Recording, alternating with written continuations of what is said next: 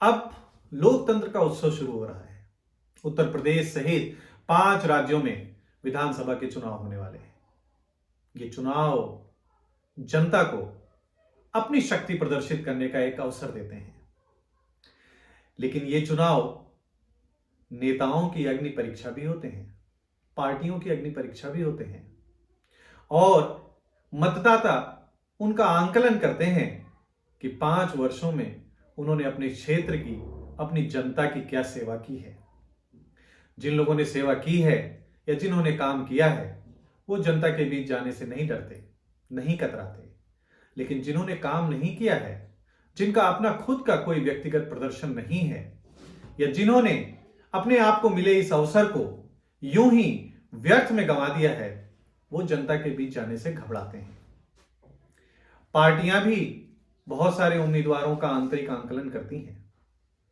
वो देखती हैं कि किस उम्मीदवार में यह दम है कि वो पार्टी को उस क्षेत्र से जिता सके और इसी आधार पर पार्टियां अपने कार्यकर्ताओं को, अपने नेताओं को टिकट देती हैं ताकि वो जनता की आकांक्षाओं पर खरे उतर सकें और चुनाव जीत सकें। आजकल आप देख रहे होंगे कि हर चैनल पर, आप मीडिया में कोई भी चैनल खोलिए, उसमें एक ही चीज सुनाई पड़ रही है कि पार्टियों में भगदड़ मची हुई है।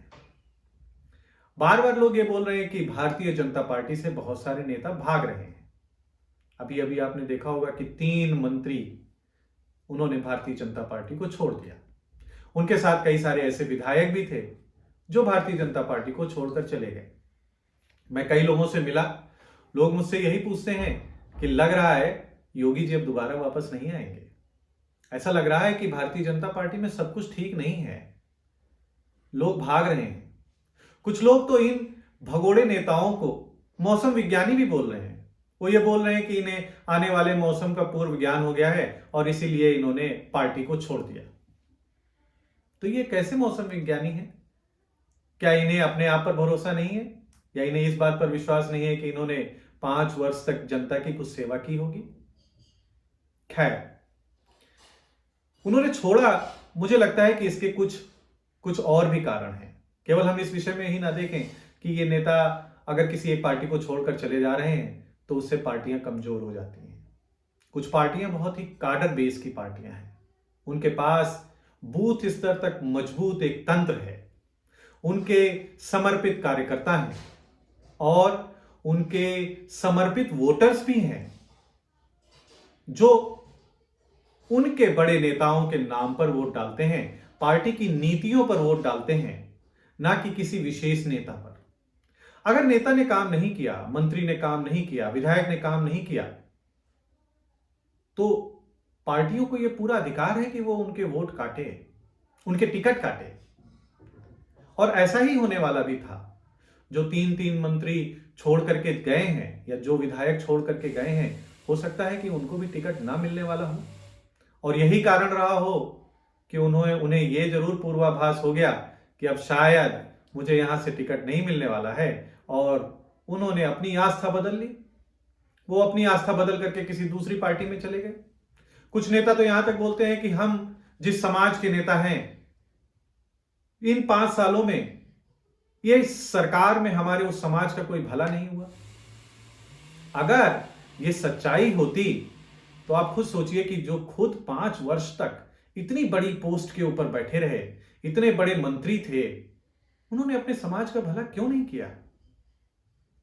जो खुद सरकार में कैबिनेट स्तर के मंत्री थे, जिनकी बेटी उसी पार्टी से सांसद है, जिनके बेटे को पार्टी ने टिकट दिया, भले ही वो हार गए, उनका इस पार्टी के अंदर भला नहीं हुआ। कई सारे ऐसे और भी नेता रहे जिन्होंने उनके साथ छोड़ा क्योंकि उनके खुद के भी टिकट कटने वाले थे, क्योंकि व्यक्तिगत स्तर पर उनका प्रदर्शन ही इतना खराब था। कई जगह मैंने कई सारे डिबेट सुने, मैंने उस क्षेत्र के मतदाताओं के विचार सुने। वो ये खुद भी बोल रहे थे कि अगर इनको पार्टी दोबारा टिकट दे भी देती तो भी ये चुनाव हार जाते, क्योंकि इन्होंने कुछ भी काम नहीं किया। दूसरी एक चीज ये भी है कि आप स्वयं के जिम्मेदार तो हो सकते हैं, परंतु आप अपने समाज के, अपने जाति अपने वर्ग के ठेकेदार नहीं हो सकते। यह कोई आवश्यक नहीं है कि मतदाता जहां आप चलें आपके पीछे पीछे चला जाए। अब वो समय नहीं रहा। अब जनता जागरूक है। जनता जानती है कि क्या काम हुए हैं।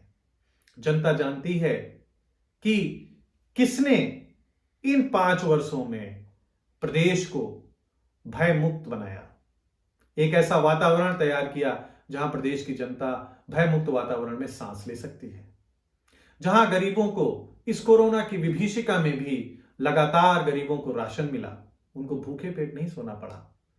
कितने सारे शौचालयों का निर्माण हुआ, लोगों को उज्ज्वला योजना का लाभ मिला, लोगों को आयुष्मान योजनाओं का लाभ मिला, सड़कें बनी, हाईवे बने, एक्सप्रेसवे बने, नए नए एयरपोर्ट बन रहे हैं, लोगों को प्रधानमंत्री आवास योजना के मकान मिल रहे हैं, बिना किसी जाति धर्म और वर्ग को देखे हुए, सबका साथ सबका विश्वास को की मूल भावना के तहत।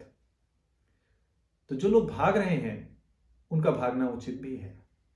साथ ही साथ मैं उन पार्टियों को भी एक सलाह देना चाहता हूं जो अपने मूल काडर की उपेक्षा करके बाहर से आए हुए नेताओं को टिकट दे देते हैं। इन नेताओं की जब अपनी पुरानी पार्टियों में कोई आस्था नहीं थी तो कैसे आप मान सकते हैं कि ये आपकी पार्टी में आस्था रखेंगे, आपके नेताओं में, आपके मूल्यों में आस्था रखेंगे? वो आए, उन्होंने 5 साल तक सत्ता की मलाई चाटी। 5 सालों में उन्हें एक बार भी यह एहसास नहीं हुआ कि हमारे वर्ग के साथ, हमारे समाज के साथ, पिछड़े वर्ग के साथ अन्याय हो रहा है।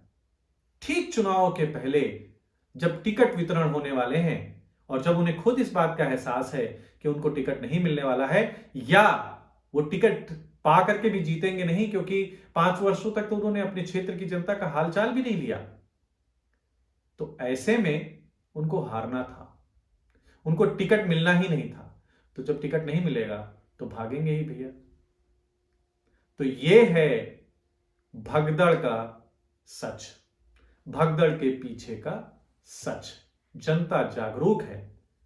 अब वो भोली भाली जनता नहीं है।